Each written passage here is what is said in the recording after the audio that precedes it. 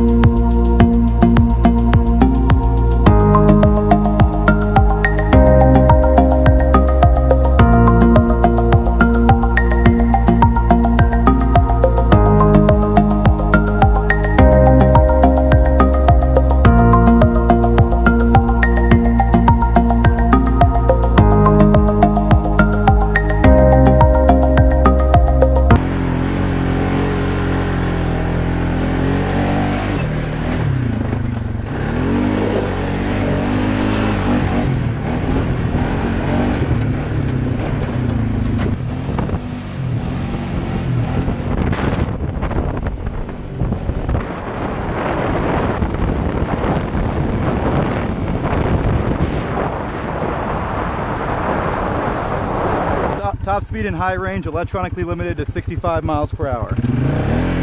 Top speed and low range.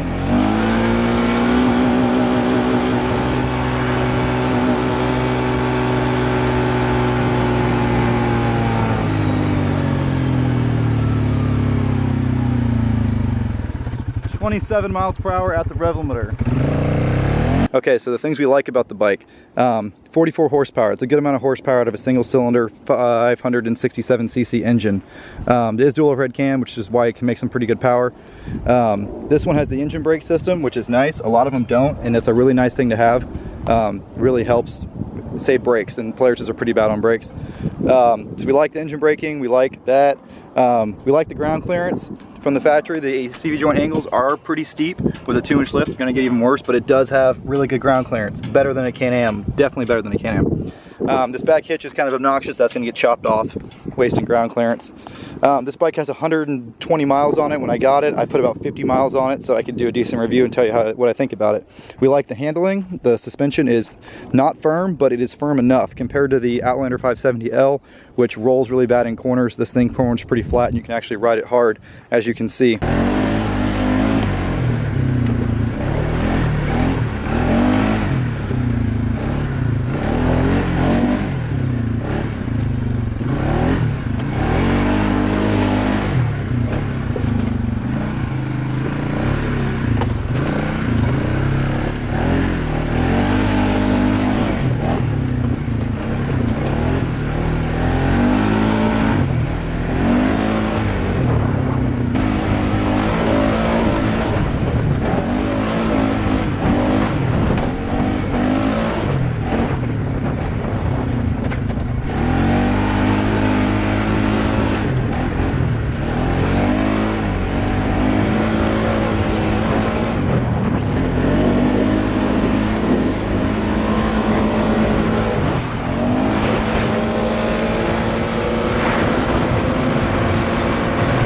We like the fact that it's got really low gears. This thing is geared lower in low range than a Honda Rubicon. It's got a low ratio of like 62 to 1. Revolution of the crankshaft per revolution of the rear wheel, which is a pretty good low ratio. The McPherson strut suspension. So now we're already into stuff we don't like, that we're not crazy about. I've broken one of these knuckles in half before on the Ace, and that's not good. We also don't really like the front diff. While it is a full locker, unlike the Can-Am, it's a Hillard, and they are kind of prone to breaking cages and stuff, so we're not a big fan of that. The cool thing about the front suspension is because there's only one bottom A-arm. For about 200 bucks, you can get a Ford 1.5-inch control arm, and you can run a giant tire on these. However, they clear 30s fine, as you'll see. Other things we don't like, it uses really cheap rubber. These little rubber clamps have already disintegrated. The seat doesn't have a latch, so that can pop off going down the highway way too easy. And a lot of the rubber on it's deteriorating pretty bad. The rubber that holds a little crankcase duckbill thing into the airbox, if it'll focus, right there. See how that rubber's all cracked and stuff? This bike is less than 3 years old and has less than 200 miles on it. So Polaris uses really cheap plastic, nothing new there. This belt housing is really flimsy, better than my Razor though. One thing we do like is that all 3 of the snorkels are up high. Here's your engine intake, here's your belt intake, and your belt exhaust is right there, blowing down on the header. That's a thing we like. Very good high intakes for a belt drive. The 850, the non-high lifter, puts the belt exhaust back here. So as soon as you go do a water wheelie, even on a stock bike, you're gonna get water in your belt. So I like that all the snorkels are far forward and up high. Things we don't like. The rear CV angles are pretty bad. I don't like the rear hitch. We don't like the fact that this transmission uses a bunch of chains. That's stupid. It does have pretty good rear travel. The front travel is limited by the fact that it's McPherson strut. Also, it's got a ton of storage in here. Unfortunately, mine's zip tied shut right now because these things broke, so we can't show you that. The torque this motor makes is really good. So it's a single cylinder 570, dual overhead cam. It doesn't rev as fast as the Can-Am does, and it doesn't accelerate as fast either. Honestly, my 570L would smoke this thing, especially how it's sitting right now. With the clutch kit allowing this thing to rev a little better, it'll be faster. It's clutch very conservative from the factory. But that being said, it'll pull the front wheels off the ground in high and low. Can-Am would only do it in low from the factory. Some high and low range wheelies for you to demonstrate the torque of this monster. Here's a low range wheelie for you, sitting up on the gas tank, dead stop, not gonna bounce it or anything. Just mash out and watch what it'll do.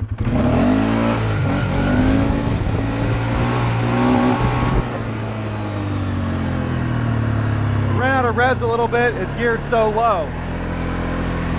But don't worry, it has high range. Low range is stupid low on this thing. It's a Polaris and it's built for work.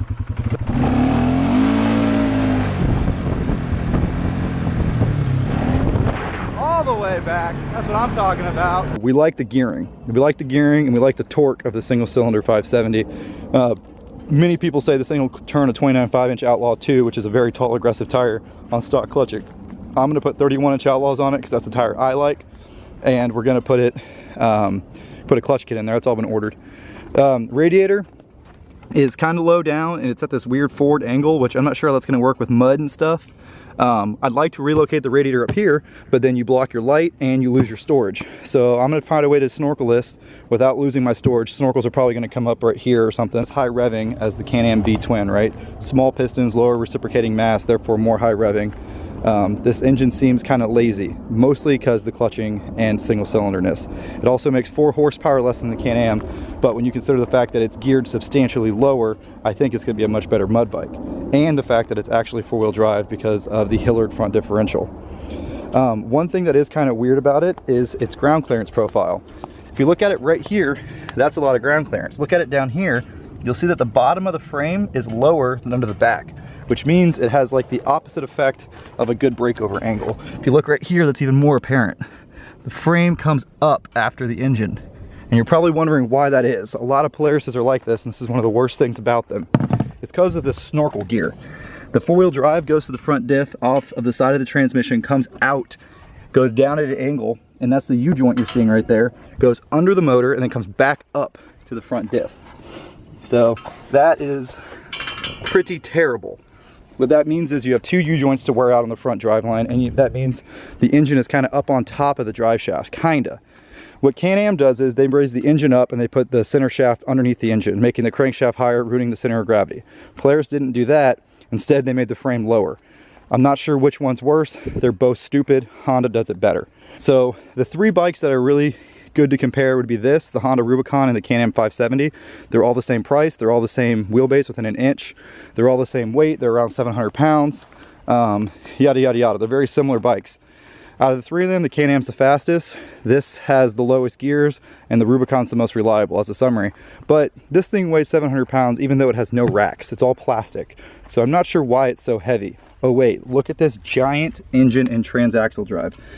The rear differential is part of the transmission. It starts here and goes way up there. So that means this bike has a pretty terrible weight distribution. A lot of the weight is on the rear wheels, which is probably why it wheelies so well. A lot of the weight is far back. The engine stops here and goes all the way to there.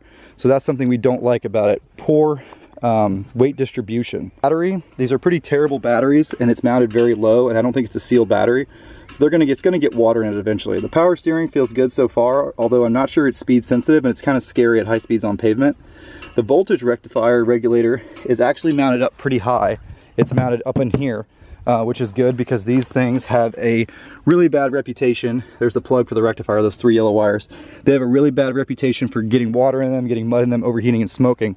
There's a really easy way to update that to the newer rectifier. You can buy the harness, it's like a relocation harness, and it's pretty easy.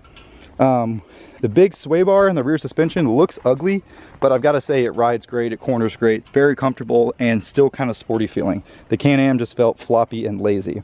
The headlights are very bright. I do have one complaint. When you put the high beams on, the low beams, which are these, turn off. So I'm going to wire it up so all 3 can stay on. I feel like that would be a really nice mod. But even the way they are now, they're very bright, very functional. 10 times better than the headlights on the Outlander 570L. Those are some of the worst headlights I've ever had on a bike. This one came with the winch and the power steering and the engine braking because it's kind of a premium package. That's supposed to be a pretty good winch. The Polaris name brand 3500, I don't know, it might be a Warren or something. It doesn't work at the moment because the winch switch went bad. It's a neat little switch design, but it's broken, so I have to work on that. Front diff sits on the frame like a razor. It's a very compact Hillard. The back diff, I don't like how high these CV axles are off the frame.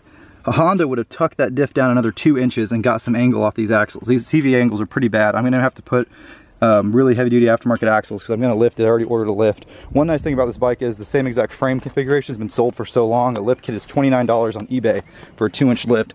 It's a puck at the top, basically a spacer for the strut, and then a bracket in the back. Footwells are really nice. They're long. They make the bike feel like it's suitable for 2 people. Nice, long, comfortable seat. Very comfortable. You see how big that seat is. It's pretty crazy. A lot of foam in there. Very, very serious seat. And it's nice and open in here. Very easy to work on. Good amount of storage space back here. We like that. Killer storage space, really. Factory tools are in there. These racks are terrible. Anything you set on them will slide off. They're super slick plastic and there's no rails. So I'm going to add some rails to the racks to actually make them useful. I really like these Polaris filters. I think they're a very effective filter and they're very high flow. Razor uses a similar one. It comes with a nice screen on it. And the snorkel is part of the airbox lid. I think we can improve on that airflow though. Not a ton of airflow. So when I redo my snorkel, I'm gonna definitely get rid of the way it's set up now, put some fittings on the top, and run probably 2 big pipes into it because I want to get this engine breathing. The factory exhaust is kind of restrictive. A lot of people do a mod where you weld up the outlet of the exhaust and add a bigger one back here. See how small that outlet is? So that's something I'll probably do too. I like how quiet it is, but this bike's definitely choked up and could make a little more power with some better breathing. It doesn't feel nearly as bad as my Can-Am. I was riding it very hard earlier. You see this giant heat shield right here for the exhaust. Keeps a lot of the heat away from the rider. Everything has heat tape on it. You see the back of the gas tank there. So the heat issue seems to be fixed. I don't think this thing has a heat issue. I'm sure once it's full of mud it'll overheat if your radiator is dirty and whatnot, just like any other bike will. But compared to the Can-Am, it's much more comfortable from a heat aspect. Got combined brakes on it, which I think is terrible, and it's on the wrong side. I keep trying to grab the brakes, nothing there. I'm going to buy a universal brake caliper, move this over the other side, and find a way to separate the brakes so that that is the rear brake and that is the front brake. I hate the brake setup on these. It's the same as my Can-Am was. Almost killed me before. Terrible. It also only has 1 rear brake caliper on 1 wheel, which is stupid because when you hit the brakes, the force has to go through all of this over to this wheel. So when you hit the brakes on a wheelie, it tends to turn in a circle. As you can see, the angles are pretty steep, and it does ride maybe a hair stiff on the back, and that's the suspension at the softest setting. And that's because Polarises are built for work. Width, it is about 2 inches wider than the Can-Am and 1 inch wider than the Rubicon. It does feel a lot more planted. The turning radius is actually really good though. I find it cuts fine with the extra width. Its length is the same as those other 2 bikes. Overall, I really hope this bike holds together pretty well. This might be a pretty decent, Rubicon substitute. Never replaced the Rubicon, but it is faster and probably a little more comfortable. The reason I got it was because it was an excellent deal. I got this 2015 with all these accessories, fully loaded, with 120 miles on it for $4,000. Clean title and everything. So I couldn't really pass it up. And I already had 2 Rubicons, so I wanted to test something new and give you guys some feedback on it. By the end of the week, it'll be on 31-inch Outlaws. It'll have a clutch kit. It'll be snorkeled. I'll have fixed this bolt that rattled out. got a lot of extra other parts coming for it too, so it's gonna be looking pretty good. I bought some wheel adapters, some 156, 4x110, so I can run all my Honda wheels on it. Plus you need a little bit of wheel spacer anyways, because if you don't, it'll rub the knuckle and it'll rub the tie rod, so you need a little bit of wheel spacer in the front anyways. Hopefully the front knuckles don't break in half. I did do that on my Ace. Well, I didn't, Paul did it, but it's kind of asking for it. A lot of my subscribers suggested this bike. One of the reasons I wanted to get it, everyone says, you know, it's a good bike, it's got good torque, it can turn the tire stock, which is good, and it came highly recommended, so I figured I'd try one out. I'm sure it'll have its issues because it's a Polaris and it's made cheap, but you know, we'll give it a shot.